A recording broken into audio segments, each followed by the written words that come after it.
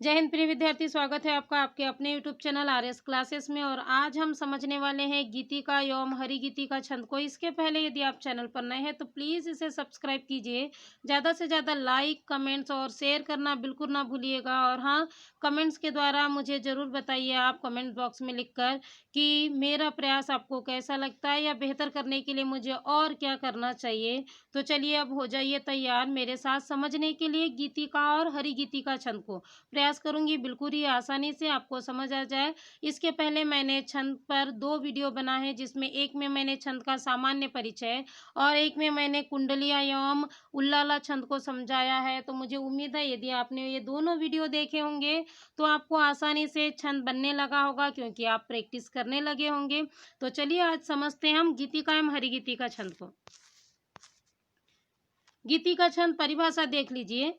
यह एक सममात्रिक छंद है। इसमें 4 चरण होते हैं। प्रत्येक चरण में 14-12 की यति से 26 मात्राएं होती है और प्रत्येक चरण के अंत में लघु गुरु होता है। सामान्य सी परिभाषा है, ज़्यादा घुमाने फिराने वाली नहीं है, इसलिए मुझे ज़्यादा आपको इसे समझाने की जरूरत भी नहीं है। सरल सी परिभाषा है। क्या कहता है कि सममात्रिक छंद है। परिभाषा क्या कहती है? सममात्रिक छंद है, इसके प्रत्येक चरण में कितने मात्रा होती है? 14-12 की यति से 26 मात्रा होती है। सममात्रिक छंद का मतलब होता है कि प्रत्येक चरण में बराबर मात्रा होना।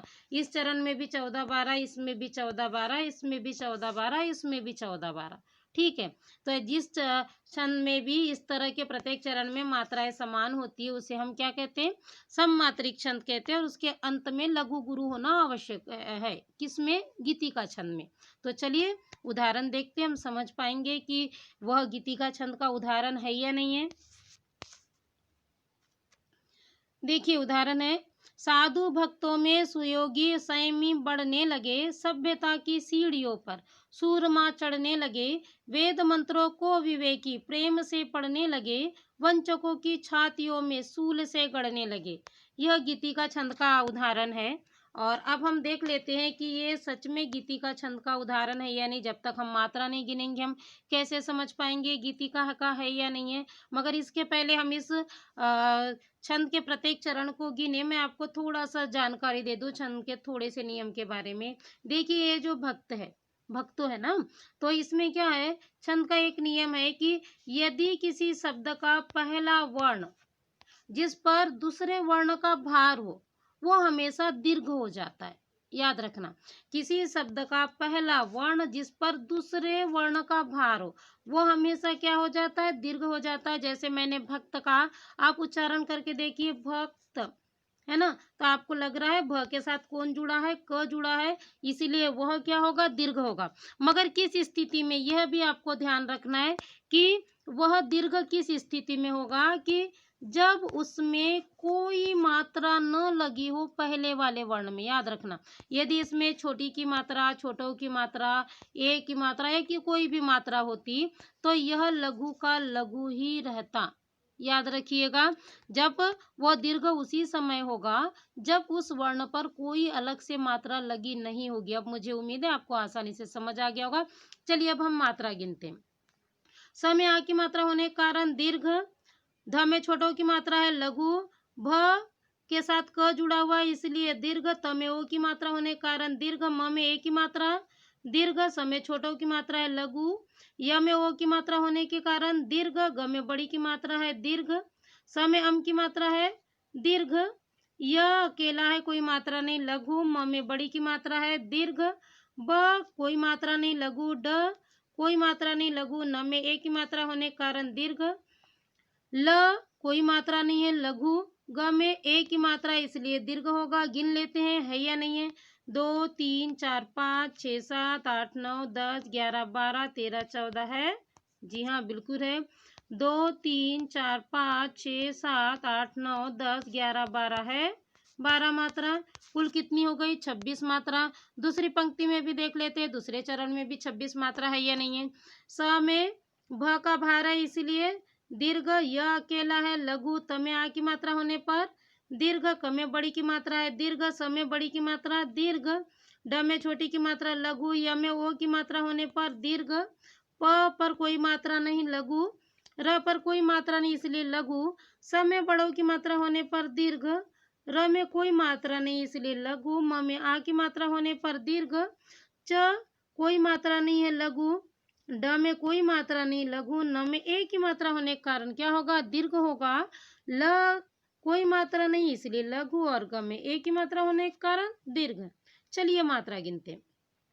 2 3 4 5 6 7 8 9 10 11 12 13 14 है। हाँ, 2 3 4 5 6 7 8 9 10 11 12 है, बराबर 26 मात्राएं। अब किसी को दिक्कत है? बिल्कुल नहीं। अब आपके लिए काम क्या है या आपको करना क्या है? आपको क्या करना है, यह जो तीसरे और चौथे चरण में आपको मात्राएं गिनना है, और मात्रा गिनकर मुझे कमेंट बॉक्स में बताना है कि इसमें 26 मात्राएं हैं या नहीं है। ठीक है, ये आपके लिए वर्क है, आपको प्रैक्टिस करना है। ये तीसरे और चौथे चरण को आपको गिनना है और इसमें देखना है कि बराबर 26 मात्राएं हैं या नहीं। और हमारी परिभाषा क्या कहती है कि अंत में क्या होना चाहिए, लघु गुरु होना चाहिए। आप देख रहे हैं ल अकेला इसलिए लघु है, और ग में ए की मात्रा होने के कारण गुरु है। इस तरह आप, मुझे उम्मीद है कि गीतिका छंद को आसानी से समझ गए होंगे। चलिए अब हरि गीतिका को समझते हैं। हरि गीतिका परिभाषा देख लीजिए। यह एक सममात्रिक छंद है। इसके प्रत्येक चरण में 16 12 की यति से कुल 28 मात्राएं होती है। इसमें कुल कितनी मात्रा होती है, 28 मात्रा होती है। गीतिका में 26 मात्राएं होती है। अब गिन लेते हैं हम यहाँ 28 मात्रा है या नहीं है।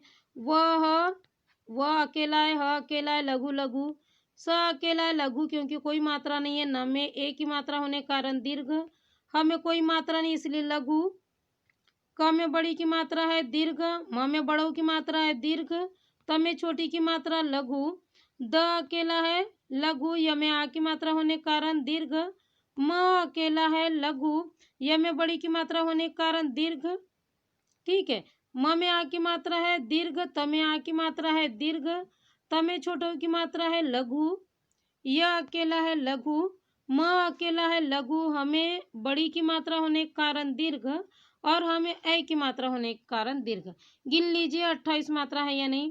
1 2 3 4 5 6 7 8 9 10 11 12 13 14 15 16 17 18 19 20 21 22 23 24 25 26 27 28 है कुल 28 मात्रा। जी हाँ, बिल्कुल है।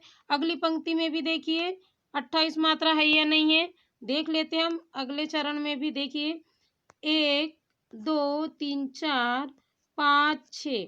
अब कर्तव्य में करना क्या है, देखिए आप कर्तव्य में क के साथ आप उच्चारण कीजिए। कर र आ रहा है तो क के साथ कौन जुड़ा हुआ है, र जुड़ा हुआ है, इसलिए क क्या होगा, दीर्घ होगा। उसी तरह देखिए त का उच्चारण कीजिए, कर हो गया तव्य। तो आप देख रहे होंगे त का जब आप उच्चारण कर रहे हैं तो त के साथ कौन जुड़ा हुआ मिल रहा है आपको, आधा वो जुड़ा हुआ मिल रहा है, इसलिए यह भी क्या होगा, दीर्घ होगा। यह अकेला है इसलिए यह क्या होगा, लघु होगा। तुम्हारा में छोटों की मात्रा इसलिए लघु, हमें आ की मात्रा होने के कारण दीर्घ, र में आ की मात्रा होने के कारण दीर्घ। ठीक है, क्या में आधा क तो यहाँ से जुड़ा हुआ है, ऑलरेडी उस पर मात्रा लगी हुई है, यह क्या होगा, दीर्घ। क में छोटों की मात्रा लघु, छ कोई मात्रा नहीं लघु, स में ए की मात्रा होने के कारण दीर्घ, स अकेला है लघु, न में कोई मात्रा नहीं लघु, हमें बड़ी की मात्रा है दीर्घ, और हमें ए की मात्रा है दीर्घ। लीजिए या गिन लेते हैं। गिनिए 1 2 3 4 5 6 7 8 9 10 11 12 13 14 15 16 17 18 19 20 21 22 23 24 25 26 27 28 है कुल 28 मात्रा है ना, बिल्कुल है जी 28 मात्रा। अब करना क्या है आपको, मैंने तो 2 चरणों का आपको बता दिया है, मगर आपको तीसरे और चौथे चरण की आपको क्या करना है, मात्राएं गिनना है, और मुझे कमेंट्स बॉक्स में बताना है कि इसमें कुल 28 मात्राएं हैं या नहीं है। मैंने कोशिश की है बिल्कुल ही छोटे छोटे चीज़ों को आपको समझाऊँ, ताकि आपके मन में किसी तरह का संशय ना हो और आपको आसानी से बन जाए। आप अभी 10th क्लास में हैं या जो लोग कंपटीशन की एग्ज़ाम भी दे रहे हैं, तो मुझे उम्मीद है आप लोगों को यह जो वीडियो है और मैंने जो गीतिका और हरिगीतिका जो छंद इसमें समझाया है, आपको आसानी से समझ आ गया होगा। तो प्लीज़ इसे लाइक ज़रूर कीजिएगा और कमेंट्स लिख के ज़रूर भेजिए, शेयर भी ज़रूर कीजिए। धन्यवाद।